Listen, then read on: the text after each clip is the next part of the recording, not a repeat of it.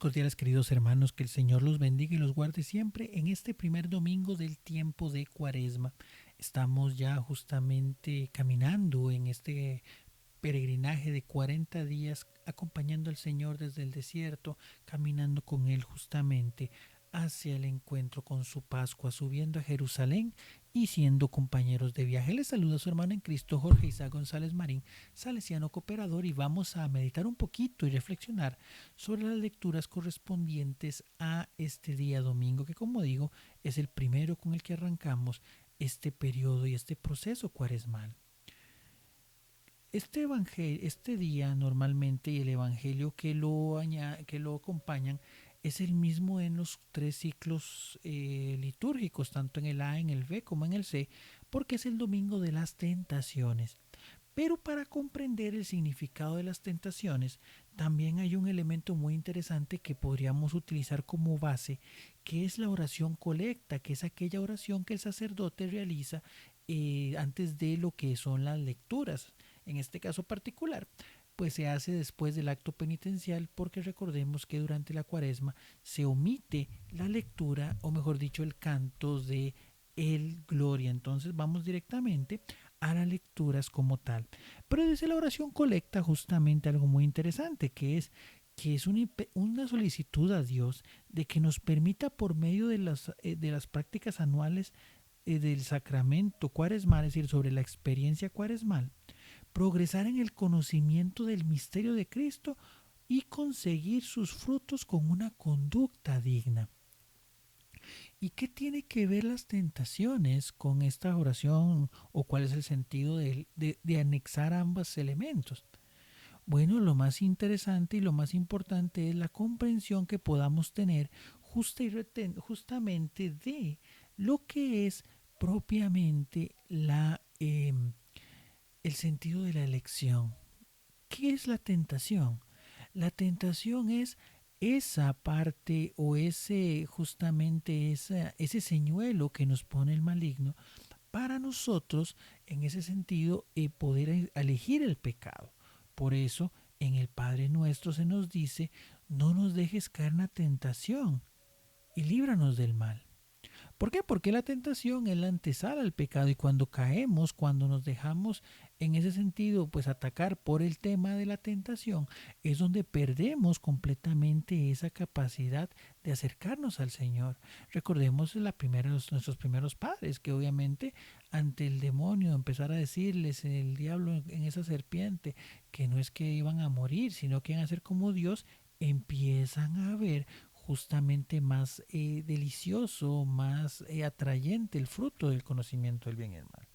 Entonces, bueno, aquí es donde entramos justamente en esa parte de entender que, bueno, otro elemento fundamental de este primer domingo de la cuaresma, y también se ve matizado por el gesto que hacen los catecúmenos, que es decir, aquellos hermanos que recibirán el sacramento del bautismo durante la noche santa de la Pascua, es justa y propiamente que hoy, este día domingo, se realiza el rito de elección del nombre.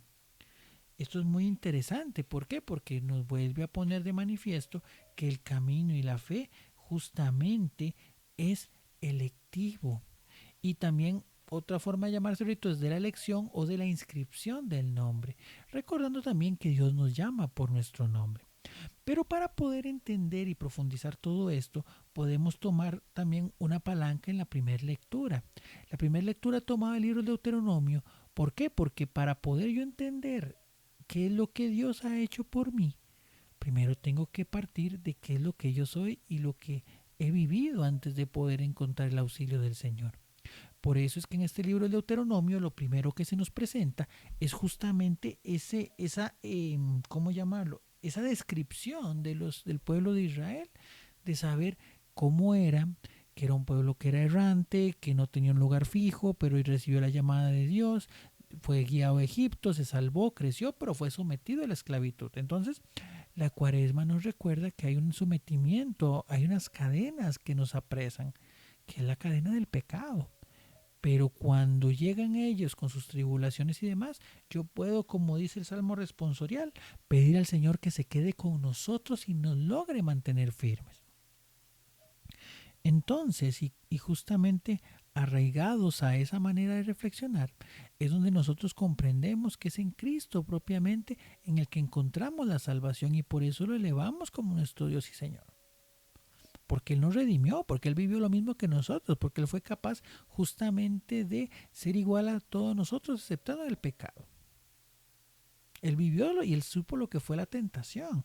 Una tentación que nace primero por esa llamada o esa experiencia de lo que es ese ayuno, que lo termina pues convirtiendo en un elemento donde siente hambre y empieza a recibir la fuerza del demonio que quiere alejarlo del plan que Dios tiene para él.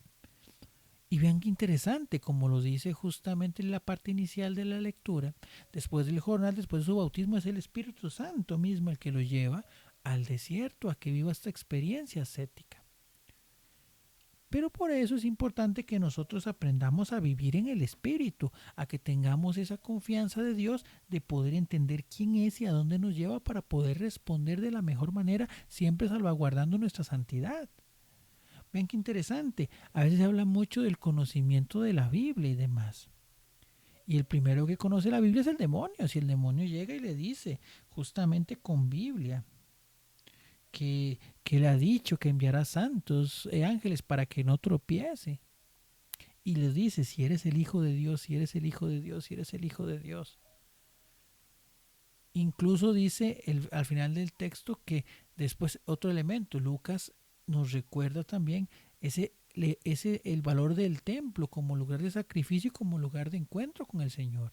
Su evangelio inicia en el templo, Jesús se pierde en el templo, Jesús es presentado en el templo, Jesús sube al templo y bueno, Jesús sus tentaciones, por eso hay tal vez una diferencia de orden en las tentaciones porque Lucas es el único que pone la tentación del templo de última. ¿Por qué?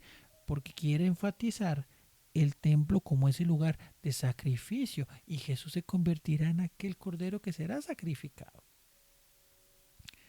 Entonces, unido a todo esto, se vuelve vital que nosotros podamos también vivir en el Espíritu para poder entender y sobrellevar las acechanzas que el demonio hará en nuestros momentos de debilidad, en nuestros momentos de desierto, en nuestros momentos de caída, y que solo podremos levantarnos de ellos cuando nosotros pongamos nuestra mirada en Cristo, el nombre que está sobre todo nombre, aquel que incluso se sometió a eso pero que salió victorioso porque Él fue igual a todo y a nosotros aceptó en el pecado.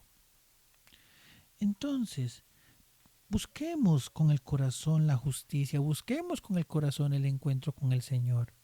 Que este tiempo de Cuaresma nos permita también poder conseguir esa amistad tan necesaria que necesitamos, valga la redundancia, con el Señor.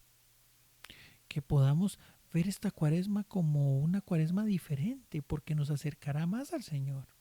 Porque podremos caminar de su mano, porque podremos alcanzar la misericordia, porque podemos alcanzar la salvación. Y sepan que seremos tentados. Muchos santos han dicho que si no ha sido tentado es porque posiblemente no está cerca del Señor. Porque el que sigue al Señor tiene que prepararse para la prueba.